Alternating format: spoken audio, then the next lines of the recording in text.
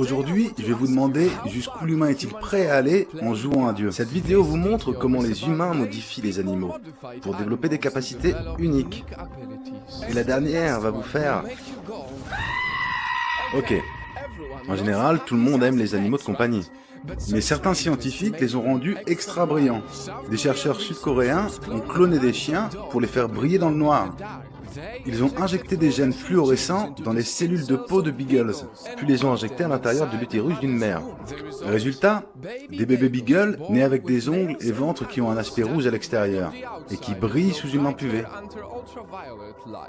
En parlant d'animaux rouges, la prochaine tentative pour l'humain de jouer à Dieu est le poulet sans plumes.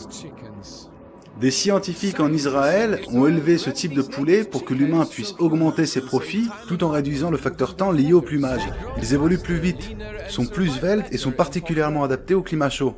Du poulet à la vache, les exemples vont devenir de plus en plus fous. Les vaches bleues belges sont nées sans la protéine qui régule le développement de leurs muscles. Du coup, ils ont un corps très svelte et musclé qui peut peser plus d'1 tonne. Et tout ça au final pour avoir un meilleur steak. Je le demande encore, jusqu'où les humains sont-ils prêts à aller en se prenant pour des dieux? Pour quelqu'un comme moi qui ne mange pas de viande, ça me fait me sentir très mal. Bon, interrompons cette vidéo pour jouer un peu. Laquelle de ces paires d'animaux peut permettre de développer une veste à l'épreuve des balles? Alligator et éléphant, araignée et chèvre, ou alors tortue et serpent?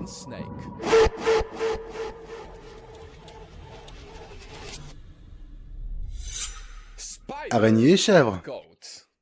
Oui, des humains ont transplanté de l'ADN d'araignée dans les cellules de chèvre. Du coup, ils peuvent produire du lait avec une protéine spéciale. On peut ouvrir ça. Vous pouvez regarder et voir. Wow, on dirait du lait classique. Cette protéine peut être utilisée pour fabriquer de la soie d'araignée, et en quantité bien plus élevée qu'une araignée ne peut le faire en temps normal. Et c'est 6 fois plus résistant que l'acier. Et du coup, ça peut être utilisé pour créer des protections pour les humains. Et les chèvres peuvent aider l'humain d'une autre manière. Il faut savoir que certaines d'entre elles ont été modifiées pour produire du lait pour des bébés humains. Ça a été possible en modifiant les gènes de chèvre dans l'embryon, pour apporter au lait maternel des enzymes et protéines. Waouh! Et en jouant à Dieu, on peut repousser encore les limites. Des scientifiques ont cultivé des cellules souches humaines à l'intérieur d'embryons de cochons et de rats. Tout ça pour voir si les organes humains peuvent se développer à l'intérieur d'un corps différent. Le résultat était prometteur, mais ils ont été obligés de stopper l'expérimentation rapidement pour analyser les effets. Dans un futur proche, ils espèrent que ce procédé fonctionnera pour transplanter les organes à des personnes sur liste d'attente. Imaginez une greffe de rein avec un greffon provenant d'un porc. Pour la dernière expérimentation, une souris avec une oreille humaine. Revenons dans les années 90. 3 docteurs ont fabriqué une oreille à partir de cellules de cartilage provenant d'une vache. Ça a été implanté à l'intérieur d'une souris.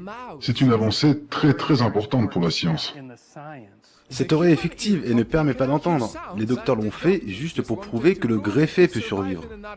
Une fois le procédé perfectionné, les chercheurs peuvent s'attaquer à des animaux plus gros, jusqu'à ce que l'humain puisse lui-même développer les parties du corps qu'il veut. Qu'est-ce que vous en pensez de tout ça? Quand j'en ai entendu parler la première fois, je me suis dit, si c'est pour sauver des humains, je suis totalement pour. Par contre, si c'est juste pour avoir un steak plus appétissant dans mon assiette, là je suis totalement contre. Donc maintenant que nous savons que l'humain peut jouer à Dieu et changer la nature, on peut espérer que ces dieux laissent parler leur côté humain et ne pas changer la nature au point de devenir sans cœur.